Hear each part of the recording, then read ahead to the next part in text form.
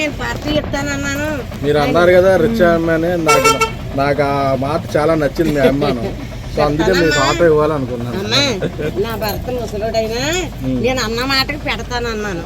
ఆపు చేశారు, మీరు ఇచ్చారు, మీ బండి ఇచ్చారు, మీ సల్లం చేతితోటి నాకు బండి కొని పెట్టారు. చెప్తానన్న మాట నాకు ఈ ఆనందం చాలు బాబు.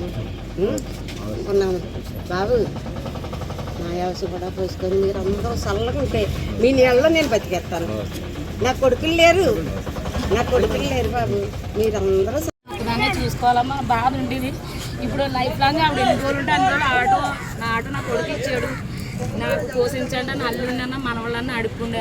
అది చేశారని అది గొప్పతనం చాలా.